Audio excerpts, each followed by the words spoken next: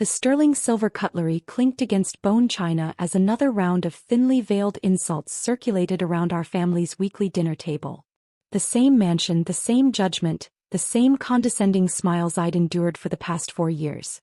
"So, Emma," my father began, cutting into his wagyu steak with surgical precision, "still at that little investment firm?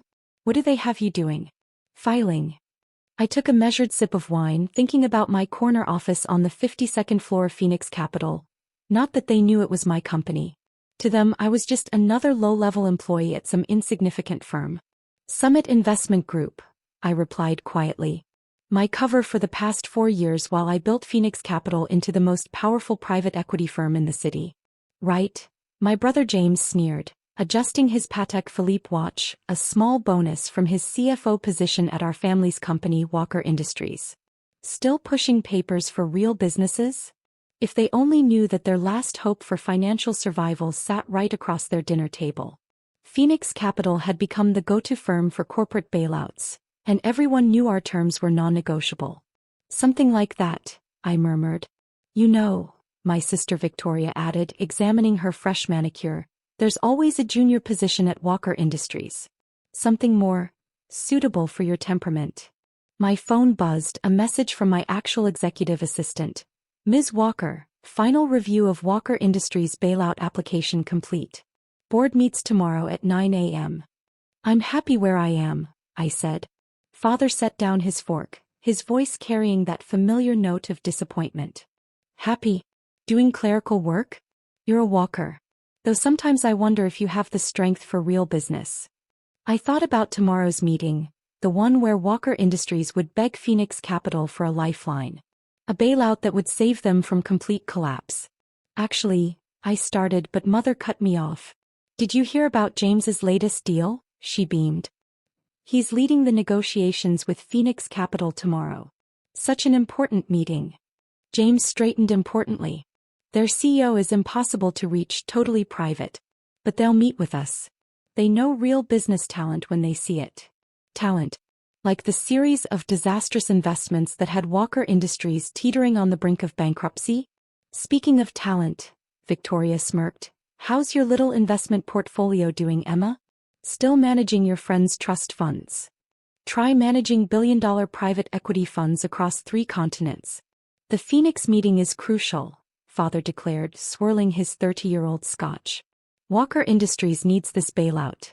Not that you'd understand the complexities of high finance, Emma. You're too soft for real business." My phone buzzed again. I glanced at the screen and had to suppress a smile. Perfect timing. "Excuse me," I said, "I should take this work call." "Work?" James laughed. "At this hour? What? Someone's savings account needs attention." I answered on speaker. "Emma Walker speaking. I'm sorry to disturb your evening, Ms. Walker." My assistant's voice filled the dining room, "but I wanted to confirm your meeting tomorrow morning. As CEO, you'll need to review Walker Industries' bailout application before their presentation." The silence that fell over the dining room was absolute. Mother's fork clattered against her plate. Father's Scotch glass froze halfway to his lips. Victoria's perfect posture crumpled. "CEO," James whispered. I smiled, enjoying the moment. "Yes, Marcus, I'll be there. Please ensure all documentation of Walker Industries' financial irregularities is ready for review." "Of course, Ms. Walker. And shall I inform the board about their questionable trading practices, or wait until after the meeting?" Father's face went pale. "Trading practices? That will be all, Marcus," I said calmly. "Thank you." I ended the call and turned back to my family, taking in their shocked expressions. "Now about that junior position. You're the CEO of Phoenix Capital?" Victoria's voice cracked. "For the past 4 years," I confirmed, smoothing my Chanel dress. "No more bargain clothes they used to criticize. Though I'm surprised you didn't know. Phoenix only controls about 40% of private equity transactions in the city." Mother found her voice first. But you said you were just working at an investment firm." "No, Mother. You assumed I was just working at an investment firm. Just like you assumed I was too weak for business. Never once did you actually ask what I did." The next morning, I arrived at Phoenix Capital's headquarters at 7 a.m. sharp. The December sun was just rising over the city, casting long shadows across the financial empire I'd built while my family was busy underestimating me. "Good morning, Ms. Walker," Marcus greeted me with a tablet in hand. "Your family has been at Walker Industries since 5 a.m. They've rewritten their bailout proposal 8 times already." I smiled, watching the city wake up from my corner office.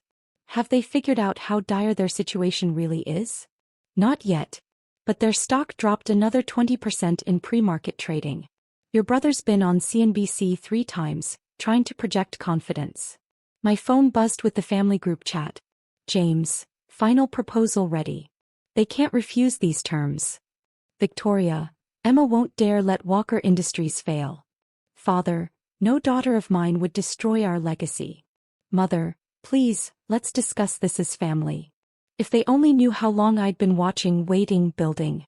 While they were busy calling me weak, I'd transformed Phoenix Capital into the most sophisticated private equity firm in the world. Every major corporation, every significant player in finance sought our backing. But more importantly, I'd spent years documenting Walker Industries' failures. The risky trades, the questionable accounting, the regulatory violations, all carefully noted and filed away. "Ms. Walker." Marcus interrupted my thoughts. "Your brother just went on Bloomberg claiming Walker Industries is stronger than ever." I adjusted my Tom Ford suit. No more embarrassing clothes they used to criticize. Let's see how strong they are at 9 a.m.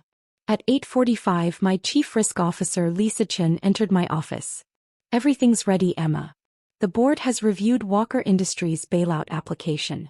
The numbers are catastrophic." "How bad?" "Without our intervention, they'll default on $3.2 billion in obligations by end of week. Your father's been calling every 10 minutes. Another buzz from my phone. "James, she'll understand. We're family." "Victoria, this is just her revenge." "Father, no child would dare." "Mother, someone please stop this nightmare."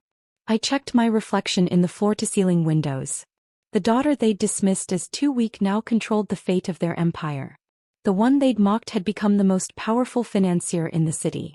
"It's time," I said to Lisa. "Let's review their proposal." The walk to the boardroom felt surreal. Through the glass walls, I could see my family already waiting, father pacing, James frantically reviewing documents, Victoria stress-checking her makeup, mother clutching her Hermes bag like a lifeline. "Ms. Walker." Marcus murmured beside me. "They're ready." I straightened my jacket, thinking of all those dinners, all those insults, all those declarations of my weakness. Perfect. Time to show them real strength. The boardroom fell silent as I pushed open the doors. James's presentation folder slipped from his hands. Victoria's compact mirror clattered to the table. Mother's grip on her bag tightened visibly. "Good morning," I said, taking my seat at the head of the table. "Welcome to Phoenix Capital. Let's discuss your situation." Father stepped forward, switching to his negotiation voice, the one he used for important deals. "Emma, be reasonable. Walker Industries has been a pillar of this city's finance sector for 40 years. "Had been," I corrected, pressing a button. The room's screens lit up with their company's declining metrics. "Your equity has evaporated. Your trading losses are mounting. Your risk exposure," I paused, bringing up more damaging data, "would make Lehman Brothers blush." James jumped up. "Those figures are private. How did you get them?" I smiled. "I'm the CEO of Phoenix Capital. Every major financial transaction, every risk assessment, every market analysis crosses my desk, including the ones you've tried to hide from your shareholders." Victoria's perfectly manicured hands trembled as she reached for her water glass. "This is about those family dinners, isn't it? All those things we said about you being too weak." "Actually," I cut her off, "this is about business. Pure and simple. Walker Industries is failing and you're here to beg for a bailout that might save you. So let's review your proposal." I opened the thick folder they'd submitted, though I'd already memorized every flawed detail. "Your trading strategies are reckless. Your risk management is non-existent. And your leverage," I looked directly at James, "would make a casino blush. But we can improve." James protested. "With Phoenix's backing we could reform." I finished for him. Like I suggested 4 years ago before father called me too weak and pushed me out? Before you all laughed at my conservative approach to risk management. The room fell silent. 4 years ago, I continued, my voice carrying across the stunned boardroom, I came to Walker Industries with a complete risk assessment. You dismissed it as timid, just like you dismissed me. So I took those same principles to Phoenix Capital. Built them into the most sophisticated risk management systems in finance. Created standards that transformed the industry. Turned weakness into $1 billion strength. Through the glass walls, I could see other executives trying not to stare at the unfolding drama. The mighty Walker family brought low in their own industry, begging for help from the daughter they'd cast aside. What do you want? Father asked quietly. Want? I laughed softly. I don't want anything. This isn't personal, it's business. The same business you taught me, remember? No room for sentiment in finance. Your words, Father. I distributed another document, my counter-proposal. However, Phoenix Capital is willing to consider a bailout. With conditions. They grabbed the papers desperately, but their relief was short-lived as they read the terms. These conditions, James started, are non-negotiable, I finished. Complete restructuring of Walker Industries. Implementation of Phoenix's risk management systems. Father steps down as CEO. Professional management team installed. And full audit of all past trading activities. This is insanity. Victoria exploded. You're trying to take control. No, I corrected calmly. I'm offering salvation. There's a difference. Though I understand why you might not see it, Walker Industries hasn't made a rational decision in years. I pressed another button and new data filled the screens. Let's review your last quarter's performance. Trading losses, $800 million. Risk exposure, 5 times regulatory limits. Client confidence. I paused for effect. Well, let's just say the rats are already leaving the ship. Father gripped the edge of the conference table. You've been watching us fail. All this time. Learning from your failures, I corrected. Every bad trade, every risk miscalculation, every client you lost, they all taught me exactly what not to do at Phoenix Capital. The weight of their mistakes, displayed in high-definition clarity on the screens around us, seemed to physically press them down in their chairs. The mighty Walker family finally facing the consequences of their arrogance. You have 1 hour to decide, I said, standing. Accept our terms or face bankruptcy by Friday. Your choice. As I walked toward the door, Father's voice stopped me. Please. We're family. I turned back, meeting his eyes. Funny how family only matters when you need something. 1 hour, Father. The clock's ticking. The next hour was the longest of their lives. Through my office windows, I watched them huddled in the conference room, their desperation palpable even from 52 floors up. Ms. Walker. Marcus appeared at my door. The board members have arrived for the final decision meeting. I nodded, checking my reflection one last time. How's the market reacting? Walker Industries stock has been halted. Trading suspended due to volatility. The rumors about their potential bankruptcy are everywhere. My phone buzzed with desperate messages from the family group chat. James, we have to accept. We have no choice. Victoria, this can't be happening. Our own sister. Father, everything I built, destroyed by my own daughter. Mother, please, someone wake me from this nightmare. I smiled, remembering all the times they'd called me weak. All the times they'd said I wasn't strong enough for real business. Now their empire's survival rested in my supposedly weak hands. The boardroom fell silent as I re-entered. My family looked broken, Father's usual commanding presence deflated, James's arrogance replaced by desperation, Victoria's perfect facade cracking. Your hour is up, I announced. What's your decision? Father stood slowly, his voice barely a whisper. We accept your terms. All of them. I pressed. Including your immediate resignation as CEO? He nodded, looking every bit his 65 years. All of them. I pressed a button, and the screens filled with Phoenix Capital's takeover plan. Then let's begin.